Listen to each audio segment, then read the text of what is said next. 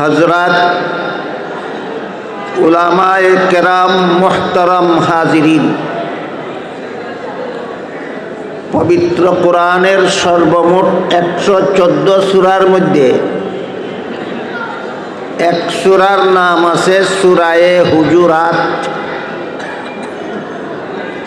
सेई सूराए हुजुरातेर 3 नम्बर आयात आमी आपनादेर सामने तिलावत करेছি।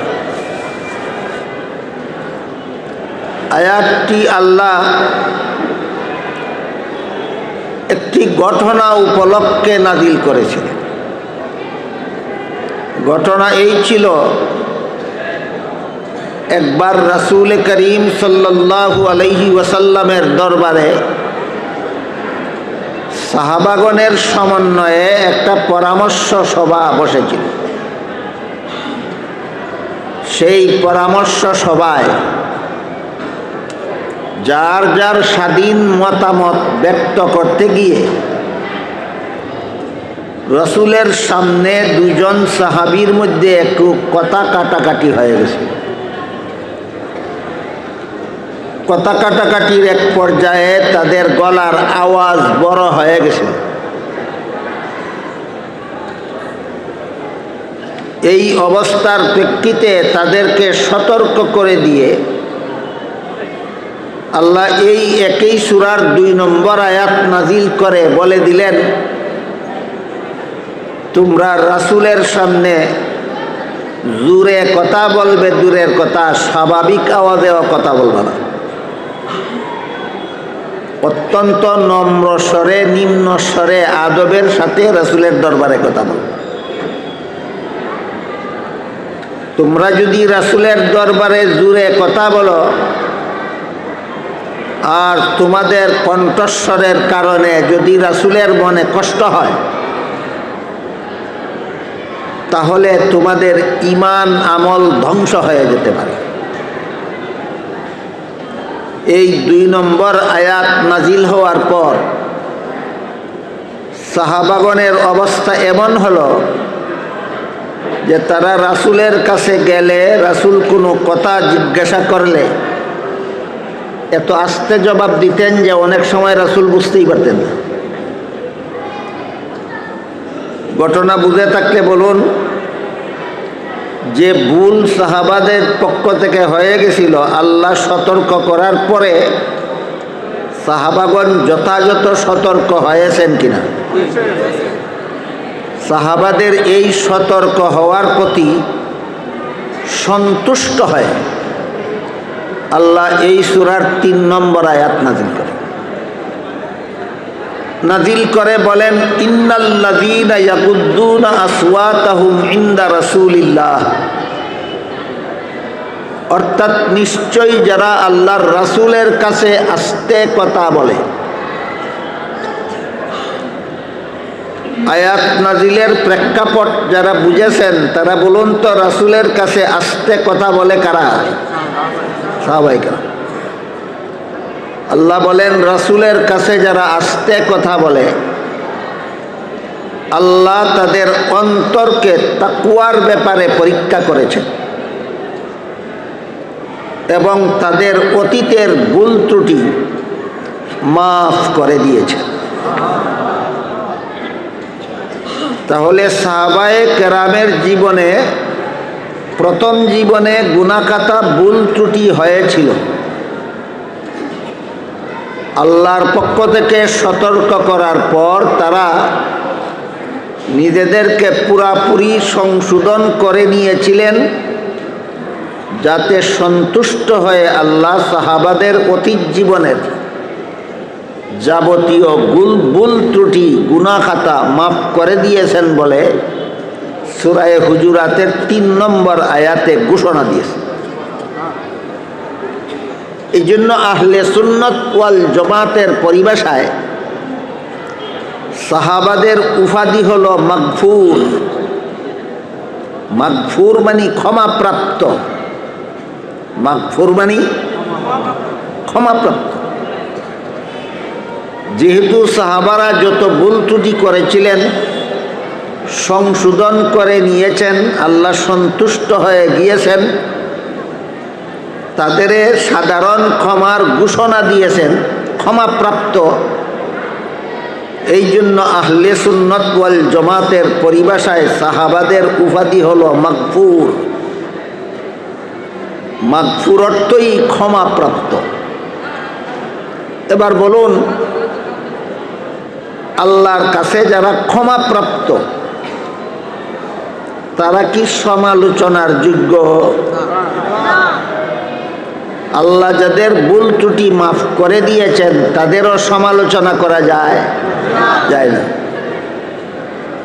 এই জন্য আহলে সুন্নাত ওয়াল জামাতের বিধান মতে সাহাবাদের সমালোচনা করা হারাম। সাহাবাদের সমালোচনা করা হারাম। তিরমিজি শরীফের বর্ণিত এক হাদিসে রাসূল করিম সাল্লাল্লাহু আলাইহি ওয়াসাল্লাম বলেন, ইযা রাআইতুমুল্লাযীনা ইয়াসুব্বুনা আসহাবি ফাকুলু লানাতুল্লাহি আলা শাররিকুম। এর অর্থ হলো, রাসূল বলেন, হে আমার উম্মত মুসলমানেরা, তোমরা যদি ওই সমস্ত লোকদের দেখতে পাও যারা আমার সাহাবাদের সমালোচনা করে, তাদেরকে বলে দিও আমার সাহাবা সমালোচকদের উপর আল্লাহর লানত। সাহাবা সমালোচকদের উপর আল্লাহর লানত। রাসূল যে বললেন তোমরা যদি ওই সমস্ত লোকদের দেখতে পাও, যদি দেখতে পাও এর মর্ম হলো এখনো তাদের আবির্ভাব হয়নি। যতদিন রাসূল দুনিয়াতে ছিলেন ততদিন রাসূলের কোনো সাহাবার সমালোচনা করার সাহস কারো হয়নি।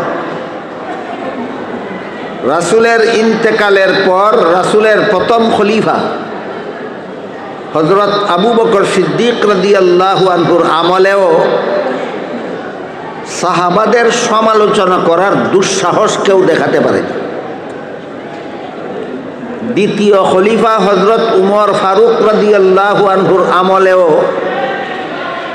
রাসূলের কোনো সাহাবীর সমালোচনা করার দুঃসাহস কেউ দেখাতে পারে। এমত অবস্থায় হযরত উসমান রাদিয়াল্লাহু আনহু যখন রাসূলের তৃতীয় খলিফা, আশা করি আপনারা এই বিষয়গুলি জানেন, আবু বকর প্রথম খলিফা, উমর দ্বিতীয় খলিফা, উসমান তৃতীয় খলিফা। উসমান রাদিয়াল্লাহু আনহু যখন রাসূলের তৃতীয় খলিফা, এই সময় ইয়ামনের বাসিন্দা একটা লোক অত্যন্ত ধূর্ত, কুচক্রী এবং তাওরাত কিতাবের পণ্ডিত। লোকটার নাম ছিল আব্দুল্লাহ ইবনে সাবা। আব্দুল্লাহ ইবনে সাবা দেখল সারা দুনিয়ার মুসলমান ইমান আকিদার বেলায় ঐক্যবদ্ধ। সারা দুনিয়ার মুসলমান ইমান আকিদার বেলায় ঐক্যবদ্ধ। সারা দুনিয়ার মুসলমান বিশ্বাস করে সাহাবাদের সমালোচনা হারাম। এই জন্য সাহাবাদের নেতৃত্বে সমস্ত মুসলমান ছিলেন তৎকালীন পৃথিবীর বিশ্ববিজয়ী জাতি। যেহেতু কোনো মতভেদ নাই, যেহেতু কোনো কুন্দল নাই, নিজেদের মধ্যে কোনো মারামারি, হানাহানি, কাটাকাটি, দাঙ্গা হাঙ্গামা নাই, সব ঐক্যবদ্ধ। মুসলমানদের ঐক্যের দুইটা সুফল আছে। একটা সুফল হলো নিজেদের মধ্যে পারস্পরিক কোনো কুন্দল থাকে না। মুসলমান ঐক্যবদ্ধ থাকলে দুইটা উপকার। একটা হলো নিজেদের মধ্যে পরস্পরে কোনো কুন্দল থাকে না, আর একটা হলো শত্রুরা মুসলমানদের উপর হামলা করার সাহস করে না। এই দুই উপকারে রাসূলের যুগের মুসলমানগণ, প্রথম খলিফার যুগের মুসলমানগণ, দ্বিতীয় খলিফার যুগের মুসলমানগণ এই উপকার দয়ে উপকৃত মুসলমানদের দেখে ইয়ামনের বাসিন্দা আব্দুল্লাহ ইবনে সাবা, ইহুদি ধর্মাবলম্বী, তার আর সহ্য হইল। সে নীল নকশা তৈরি করল মুসলমানদের মধ্যে কুন্দল সৃষ্টি করার, যেন মুসলমানে মারামারি হানাহানি লেগেই থাকে, আর শত্রুরা যেন মুসলমানদের উপর হামলা করতে ভয় না পায়। একদল মুসলমানের উপর হামলা করলে অন্য দলের মুসলমান এদের পাশে দাঁড়াবে না, কাজেই সহজে মুসলমানদেরকে পালাক্রমে ঘায়েল করা যাবে।